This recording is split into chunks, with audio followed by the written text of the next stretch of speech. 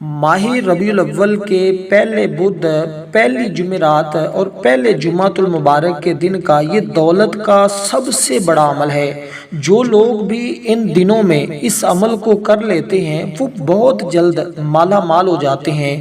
اگر آپ چاہتے ہیں بہت جلد امیر ہو جائیں، بہت جلد دولت مند بن جائیں اور تمام حاجتیں آپ کی غیب سے پوری ہو جائیں تو پھر آپ نے یہ موقع ہرگز ضائع نہیں کرنا، کیونکہ جو لوگ اس عمل کو صرف ایک بار کر لیتے ہیں نا وہ پورے سال کے لیے مالا مال ہو جاتے ہیں۔ اگر ان کی 300 حاجتیں، ہر دن میں 100 حاجت ان کی پوری ہوتی ہیں، یعنی آج عمل کریں گے تو آج 100 حاجت پوری، کل کریں گے تو کل 100 اور حاجت پوری، یعنی وہ جمعے کو کریں گے تو 100 حاجت اور پوری، یعنی اس عمل کو ایک بار کرنے سے 100 حاجت پوری ہوتی ہے۔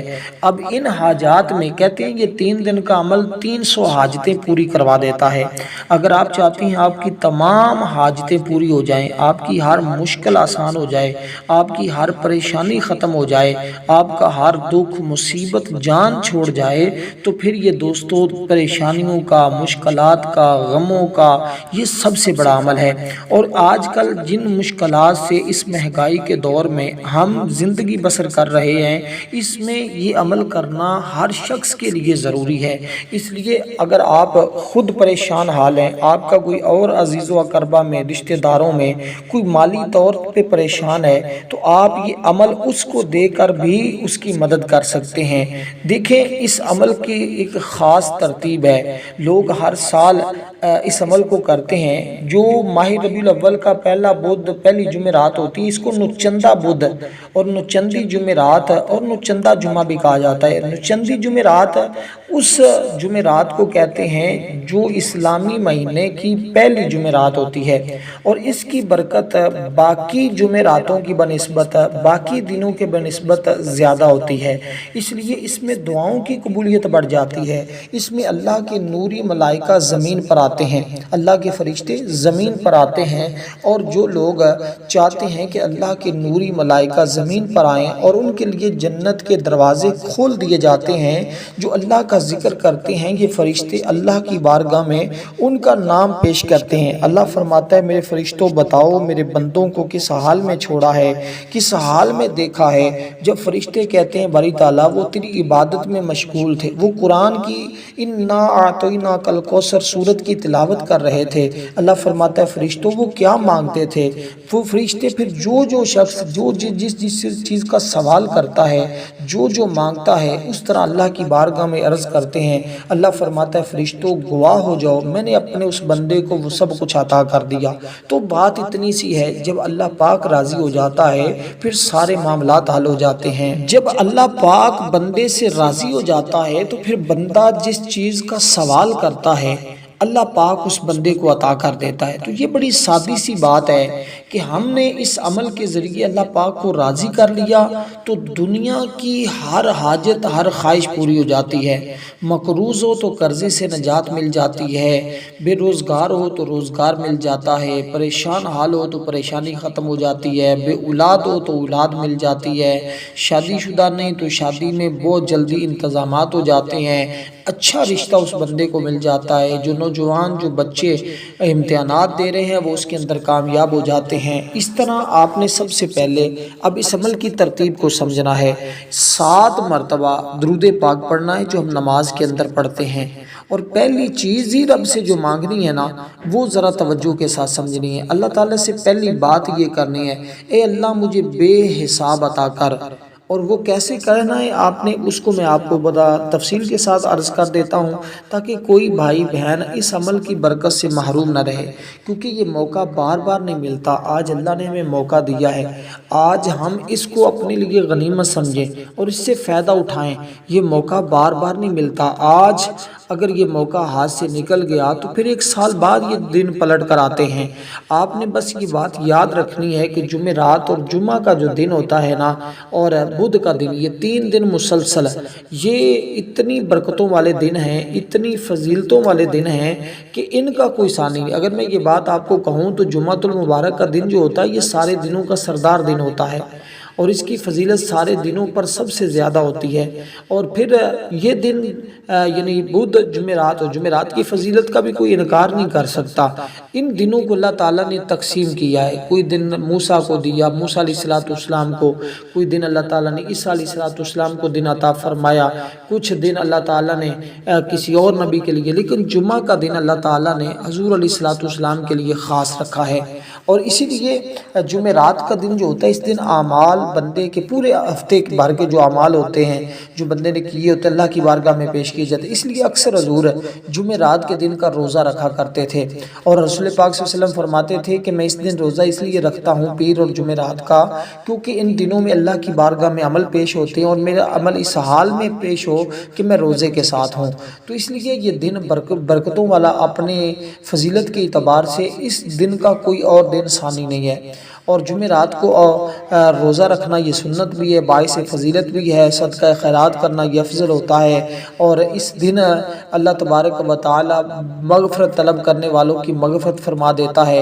اس لیے آپ نے دوستو یہ کلمات پڑھنے، استغفر اللہ، اور اس کے ساتھ جو عمل کا آغاز جو آپ نے کرنا ہے وہ باوضو کرنا ہے، بے وضو نہیں کرنا۔ کوشش کرنی ہے کسی ایسی جگہ پر بیٹھ کر اس عمل کو کریں جہاں پر آپ کو تنہائی مل جائے، بچوں کا شور شرابہ نہ ہو، آپ کو کوئی شخص پریشان نہ کرنے والا ہو۔ تو آپ نے اس ترتیب کے ساتھ کہ باوضو 7 بار درود پاک پڑھنا ہے۔ اس سے پہلے تعوذ اور تسمیہ ضرور پڑھیے گا، یعنی اعوذ باللہ من الشیطان الرجیم اور بسم اللہ الرحمن الرحیم، یہ ضرور پڑھیے گا۔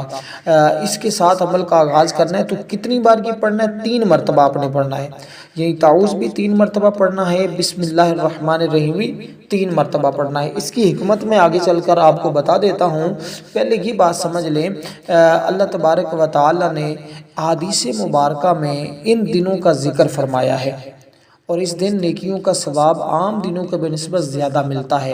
اور یہ دن جو ہوتا ہے، یہ دن دعاؤں کی قبولیت کے ہوتے ہیں، اس میں توبہ کریں تو قبول ہوتی ہے، اس میں قرآن پڑھیں تو ایک خاص اجر و ثواب ملتا ہے۔ جب ہم اس میں یہ خاص عمل کریں گے تو پھر خاص انعامات سے اللہ پاک ہمیں نوازے گا۔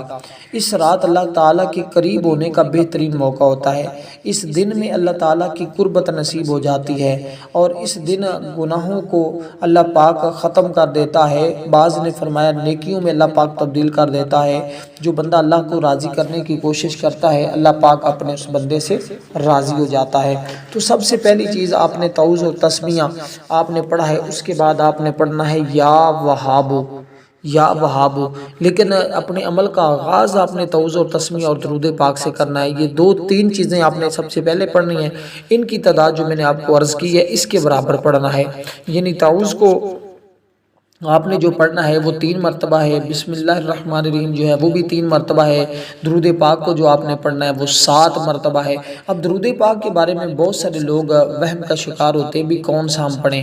بھئی درود پاک جو آپ نے پڑھنا ہے وہ درود پاک آپ نے کوشش کرنی ہے کہ درود ابراہیم اگر آپ کو یاد ہے تو آپ درود ابراہیم ہی پڑھیں۔ اگر درود ابراہیم یاد نہیں ہے تو پھر آپ کوئی دوسرا درود پاک بھی پڑھ سکتے ہیں، لیکن پہلے کوشش یہی کریں کہ آپ درود ابراہیم ہی پڑھیں، کیونکہ اس کی فضیلت باقی درودوں پر بہت زیادہ ہے۔ اس لیے آپ جب اس درود پاک کو پڑھیں گے انشاءاللہ اس کی برکتیں آپ کو خود دیکھنے کو ملیں گی۔ ہمہ وقت انسان کی فلاح اسی ایک کلمے میں جو میں آپ کو عرض کر رہا ہوں، عمل کے اندر کامیابی اسی طریقے پر ہے جو آپ کو عرض کر رہا ہوں۔ یہ ایک دعا ہے، پوشیدہ ہے، ہمہ وقت اللہ کی پناہ میں رہیں، اور جب بھی کوئی عمل کریں تو شیطان کی دستبرداری سے بچیں، شیطان کے وسوسوں سے بچیں۔ اور ان کلمات جن کے ذریعے میں نے آپ کو عمل کرنے کا طریقہ بتایا کہ 3 مرتبہ پڑھنا ہے، پھر آپ نے درود پاک پڑھنا ہے، پھر اللہ تعالیٰ کا یہ اسم مبارک پڑھنا ہے، یا وہاب، اے بہت زیادہ عطا کرنے والے، تو اللہ تمہیں اتنا عطا کرے گا کہ تمہاری نسلوں سے بھی ختم نہیں ہوگا، کیونکہ اللہ تعالیٰ بغیر معاوضے کے، بغیر کسی چیز کے اللہ تعالیٰ اپنے بندوں کو عطا کرنے والا ہے۔ اللہ کی واحد ذات ہے جو اپنے بندوں کو اس حال میں اس طرح عطا فرماتا ہے کہ اس کا کوئی ثانی نہیں ہے۔ دنیا میں جس کو جو کچھ بھی ملا ہے نا، اس کو حقیقت میں عطا کرنے والی ذات اللہ تعالیٰ کی ہے۔ اکثر لوگوں کو یہ سمجھ نہیں آتی، ہر بندہ اس بات پہ فخر کر رہا ہوتا ہے یہ میری اپنی محنت ہے، یہ فلاں ہے، حالانکہ اس میں کچھ بھی نہیں ہوتا۔ بہت سارے لوگ محنت کرتے ہیں لیکن نہیں کچھ پاتے، لیکن بہت سارے ایسے ہوتے ہیں جو محنت بھی نہیں کرتے لیکن اللہ تعالیٰ اتنا نواز دیتا ہے کہ بیٹھ کر نسلیں بھی کھاتی رہتی ہیں، کبھی ختم نہیں ہوتا۔ اچانک یکدم حالات بدلتے ہیں۔ آپ نے کئی لوگوں کو دیکھا ہوگا، کیا ہوتا ہے اللہ پاک راضی ہو گیا تو بس حالات بدل گئے، اتنی سی سادی سی بات ہے۔ اب اس کا مطلب یہ بہت زیادہ عطا کرنے والے، ایسی عطا کہ جس میں کوئی غرض نہ ہو، جس سے جو چاہے عطا کر دے، بغیر عوض کے دوسروں پر مال و دولت نشاور کر دے۔ اس لیے وہ اپنی مخلوق کو اس طرح دیتا ہے کہ اس کا کوئی ثانی نہیں ہے۔ اللہ کے علاوہ اور کوئی ذات ایسی ہے ہی نہیں جو بغیر مانگے دے، بغیر غرض کے عطا کرتی جائے۔ اس لیے اللہ تعالیٰ کو اس صفت سے پکارنا نا، تو اللہ پاک اس کے لیے اپنی عطا کے خزانے کھول دیتا ہے، جو چیز مانگے مل جاتی ہے۔ غربت اور تنگی کا علاج اس کے اندر موجود ہے۔ جو لوگ صدیوں سے مشکلات کا شکار ہیں، مقروض ہیں، غموں کے اندر مبتلا ہیں، تھوڑے ہی عرصے میں اللہ پاک ایسے ذرائع آمدن میں یکدم اضافہ فرمائے گا کہ اللہ پاک انہیں غنی کر دے گا، اور بحمداللہ بہت سارے لوگوں کو کامیابیاں ملتی ہیں۔ بہت سارے لوگ اس عمل کو آپ 3 دن مسلسل کریں، آج بھی کریں، کل بھی کریں، پرسوں بھی کریں، بدھ کو، جمعرات کو، جمعہ کو۔ عمل کے لیے وقت کا انتخاب کر لیں، آپ نے فجر کے بعد کرنا ہے یا ظہر کے بعد کرنا ہے یا عصر یا مغرب یا عشاء کے بعد کرنا ہے۔ وقت کو مقرر کر کے اس کے مطابق اس عمل کو پڑھنا شروع کر دیں۔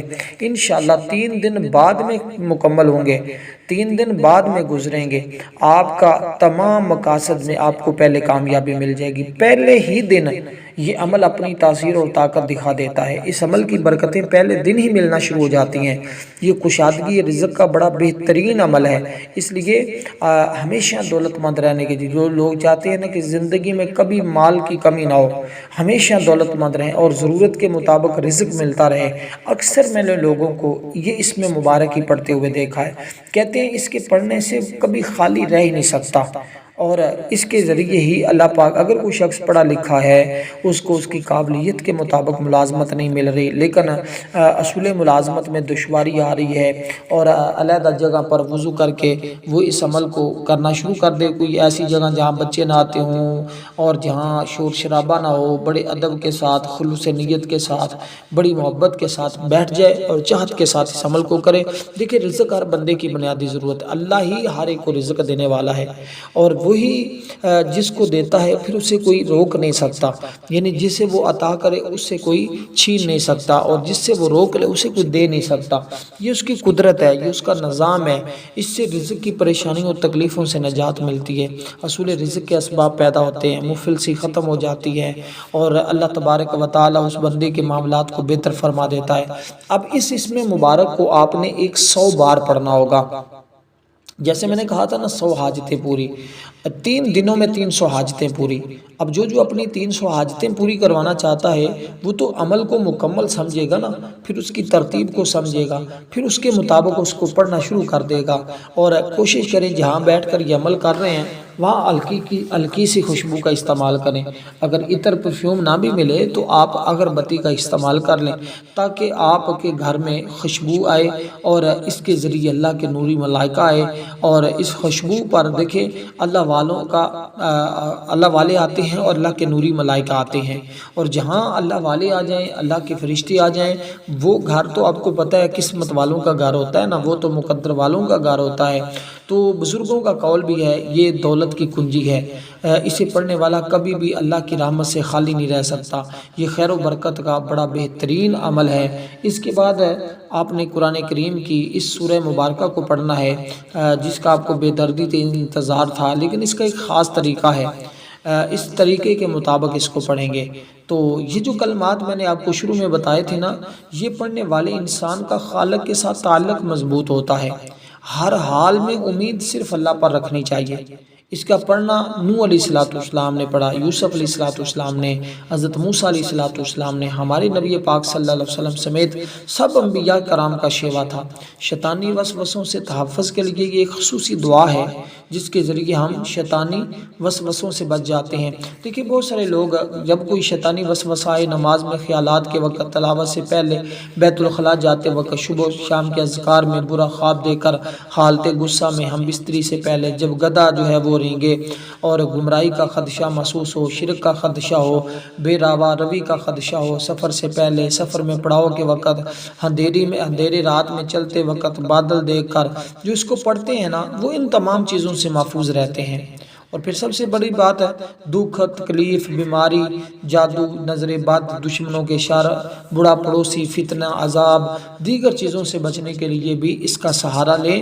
انشاءاللہ اللہ پاک اپنی حفاظت میں رکھے گا۔ تو جب اللہ کی حفاظت میں بندہ چلا جاتا ہے پھر چھوٹا سا عمل بھی اللہ کی بارگاہ میں بہت بڑا ہوتا ہے۔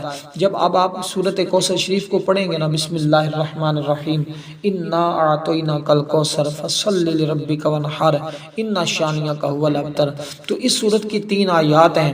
تو آپ کو پتہ ہے یہ دن بھی 3 ہیں، بدھ، جمعرات اور جمعہ۔ یہ اعداد کے اعتبار سے جو اعمال ہوتے ہیں نا وہ حقیقت میں باقی اعمال پر طاقت رکھتے ہیں، فوقیت رکھتے ہیں۔ ان میں باقی عمل کی بنسبت زیادہ کامیابی ہوتی ہے۔ دیکھیں آپ صلی اللہ علیہ وسلم اپنے صحابہ کرام کو بھی اس تک کی تعلیم دیتے تھے۔ حضور علیہ الصلوۃ والسلام حسن اور حسین کو اللہ کی پناہ میں دیتے تھے اور یہ کلمات پڑھ کر دم بھی فرماتے تھے۔ حکمت الہی کے مطابق ہر مسلمان کا شیطان دشمن ہے، چاہے وہ انسان کی شکل میں ہو یا جن کی ہو۔ فرمانے باری تعالیٰ اس طرح کہ ہم شیطان سیرت انسانوں اور جنوں کو ہر نبی اور اس کے پیروکاروں کا دشمن بنایا، جو کہ دھوکہ دینے کی غرض سے کچھ خوش آئندہ باتیں ایک دوسرے کے کانوں میں پھونکتے رہتے ہیں۔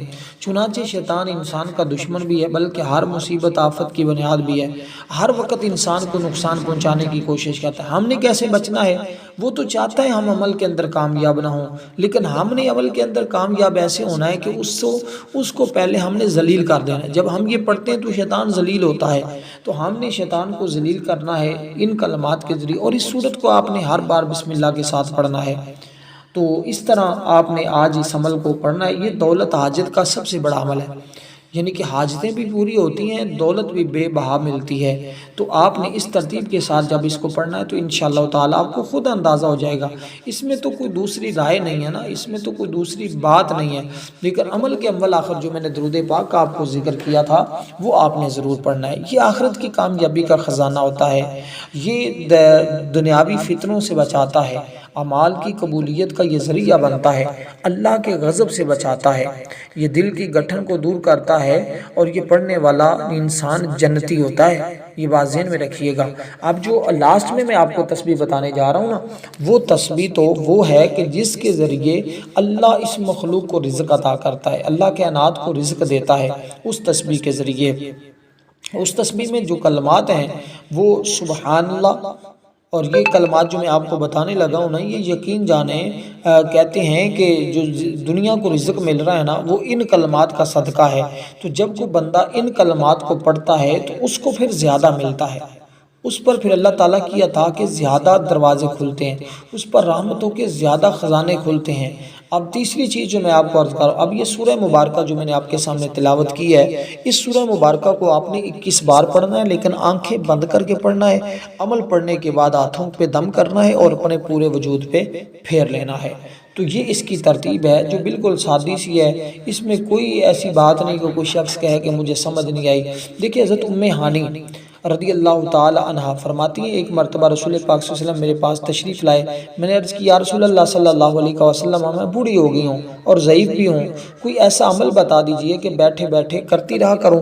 نبی علیہ السلام نے فرمایا کہ تم یہ کلمات پڑھا کرو، اس سے اللہ تعالیٰ تمہیں یہ اجر عطا فرمائے گا کہ 100 عرب غلام آزاد کر دیے، اور آپ نے اس کا پڑھنا 100 گھوڑے 100 سامان آپ نے جو اللہ کے راستے میں صدقہ کر دیے، اور اس سے 100 اونٹ قربان کر دیے۔ یہ ساری فضیلتیں اس عمل کے ذریعے تمہیں ملیں گی۔ اور پھر کس قدر بندے کے نامہ اعمال میں جب اتنا ثواب لکھ دیا جاتا ہے تو وہ بندہ پھر کیسے اللہ کی رحمت سے محروم رہ سکتا ہے؟ ہم تو اعمال کرتے نہیں، ہم آج نمازوں سے دور ہیں، اللہ کی عبادت سے دور ہو چکے، ہم بہت ساری چیزوں کو جو ہے وہ چھوڑ چکے ہیں۔ اس لیے آج ہماری ذلت و رسوائی کی وجہ یہ ہے کہ ہم نے اپنے مالک کو ناراض کر لیا ہے۔ جو اپنے مالک کو راضی رکھتا ہے نا، وہ ہمیشہ خوشحال رہتا ہے۔ اس لیے اپنے مالک کو راضی کریں۔ اللہ کو راضی کرنے کے یہی طریقہ ہے کہ اس کے حبیب کی ولادت کے ایام ہیں، اور ہم ان کلمات کو پڑھ کے اللہ تعالیٰ کی بارگاہ سے اپنے گناہوں کی بخشش کروا لیں، اپنے رب کو راضی کر لیں۔ جب اللہ پاک کی ذات ہم سے راضی ہو جائے گی تو بات جو ہے وہ ہماری بن جائے گی۔ قرآن و حدیث میں اللہ تعالیٰ کی حمد اور پاکی بیان کرنے کا بار بار حکم دیا گیا ہے۔ تو یہ کلمات جو میں آپ کے سامنے ذکر کر رہا ہوں، سبحان اللہ و بحمدہ، سبحان اللہ العظیم و بحمدہ استغفر اللہ، یہاں تک ہیں۔ پھر ایک مرتبہ سن لیجئے گا تاکہ آپ کو اچھے طریقے کے ساتھ یہ یاد ہو جائے۔ سبحان اللہ و بحمدہ، سبحان اللہ العظیم و بحمدہ استغفر اللہ۔ اس کے اندر اللہ تعالیٰ کی پاکی کا بیان ہے، اللہ تعالیٰ کی بڑائی کا بیان ہے، اور اللہ تعالیٰ سے معافی کا بیان ہے۔ اب یہ دعا تو مختصر سی ہے، لیکن اس کی تاثیر صدیوں تک رہنے والی ہے۔ لیکن ان دنوں میں ہم پڑھیں گے تو اس کی برکتیں یہ ساری نصیب ہوں گی نا۔ اگر ہم پڑھیں نا تو پھر ہم خود اندازہ کر لیں کہ پھر ہم کہاں کھڑے ہیں، پھر ہم کدھر جا رہے ہیں، کس سمت ہم چل پڑے ہیں۔ اس لیے ہمیں چاہیے کہ ہم ان کلمات کو پڑھیں، اور ان کے پڑھنا قرآن و حدیث کے تمام امور کو بجا لانا ان کلمات کے کہنے والا تمام فضائل کا مستحق ہوتا ہے۔ اللہ تعالیٰ کی پاکی حمد بیان کر رہا ہے نا، تو اللہ پاک حدیث مبارکہ میں یہ کلمات آئے ہیں۔ رسول پاک صلی اللہ علیہ وسلم نے فرمایا 2 کلمے ایسے ہیں جو اللہ تعالیٰ کو بہت محبوب ہیں، ان کے کہنے یا پڑھنے والے کو اللہ تعالیٰ محبوب بنا لیتا ہے۔ یار جو بندہ اللہ کا محبوب بن جاتا ہے وہ پھر کیسے دنیا کی ان پریشانیوں سے نہیں نکل سکتا۔ تو فرمایا یہ 2 کلمات زبان پر بہت ہلکے ہیں، یعنی ان کا پڑھنا آسان ہے، اعمال کے ترازو میں بہت وزنی ہے۔ وہ 2 کلمات ایک تو یہ ہیں جو میں نے آپ کے سامنے ذکر کیے ہیں، لیکن اس کے ساتھ جو استغفار میں نے آپ کے سامنے پڑھا ہے، یہ استغفار بھی اسی کا حصہ ہے۔ یہ تیسرا کلمہ جب ہم اس کے ساتھ پڑھتے ہیں تو پھر ہماری جو ہے وہ زندگی کو اور 4 چاند لگ جاتے ہیں۔ پھر آقا علیہ السلام نے خود ارشاد فرمایا جو شخص یہ پڑھتا ہے نا، ایک دن میں کتنی بار، یعنی کہ آج ان 3 دنوں میں کتنی بار پڑھنا ہے، 3 تسبیح آپ نے پڑھنی ہے، لیکن آج کے دن آپ نے اس کو 100 بار پڑھنا ہے۔ تو یعنی کہ اسی طرح 100 بار حضور نے فرمایا جو شخص اس کو 100 بار پڑھے گا نا، اللہ اس کے صغیرہ گناہ مٹا دے گا، اس کے گناہ سمندر کی جھاگ کے برابر ہی کیوں نہ ہوں، اللہ پاک معاف فرما دے گا۔ اس لیے جب ہمارے گناہ معاف ہو جاتے ہیں پھر ہم اللہ تعالیٰ سے جس چیز کا سوال کرتے ہیں، پھر آقا علیہ السلام نے فرمایا کہ جو اس کو پڑھے گا قیامت کے دن اس سے افضل عمل کسی کا نہیں ہوگا سوائے اس شخص کے کہ جس نے اس کے برابر یا اس سے زیادہ یہ کلمات پڑھے ہوں گے۔ حضرت جویریہ رضی اللہ تعالی عنہ بیان کرتی ہے رسول پاک صلی اللہ علیہ وسلم صبح کی نماز پڑھنے کے بعد اس عمل کو کرتے تھے اور یہ پڑھا کرتے تھے۔ آپ دن چڑھے تشریف لائے، وہی بیٹھی ہوئی تھی۔ آپ نے فرمایا جس وقت میں نے تم کو چھوڑ کر گیا تھا تم اسی جگہ بیٹھی ہوئی تھی۔ حضرت جویریہ رضی اللہ تعالی عنہ عرض کیجیے یا رسول اللہ، میں نے تمہارے بعد یعنی تم سے جدا ہونے کے بعد 4 ایسے کلمات 3 بار کہے ہیں جو کچھ تم نے صبح سے اب تک پڑھا ہے، اگر ان کلمات کے ساتھ وزن کروں تو ان کلمات کا وزن زیادہ ہوگا۔ یہ کلمات وہ ہیں جو آقا علیہ السلام صحابہ کرام کو بتاتے تھے، آقا علیہ السلام کے صحابہ اس کو پڑھتے تھے۔ اب دوستو اسی طرح ہم نے یہ کلمات پڑھنے ہیں، پھر ہم نے درود پاک پڑھنا ہے، پھر ہم نے اللہ تعالیٰ کی بارگاہ میں اس طرح عرض کرنی ہے یا ارحم الراحمین، اور یہ وہ دعا ہے جس کے ذریعے ہر دعا قبول ہوتی ہے، ہر دعا اس کے ذریعے قبول ہو جاتی ہے۔ اور ہماری جمعۃ المبارک کے دن خصوصی دعا ہے، جو لوگ اس دعا میں نام شامل کروانا چاہتے ہیں 3 بار درود پاک پڑھیں، کمنٹ میں نام لکھ دیں، انشاءاللہ دعا میں شامل کیا جائے گا۔ تو اب آپ نے یا ارحم الراحمین اس کو اپنی دعا میں ذکر کرنا ہے، پڑھنا ہے، اس کے ذریعے دعا مانگنی، یا اللہ آپ نے کہنا ہے یا ارحم الراحمین میری فلاں حاجت اس کو پورا فرما دے، یا ارحم الراحمین میری فلاں مشکل ہے اس کو حل فرما دے، یا ارحم الراحمین میری فلاں یعنی کہ کام ہے اس کو تو حل کر دے۔ تو اس طرح آپ نے مانگنا ہے، انشاءاللہ اللہ پاک آپ کو عطا فرما دے گا۔ ویڈیو کو لائک ضرور کیجیے گا۔ والسلام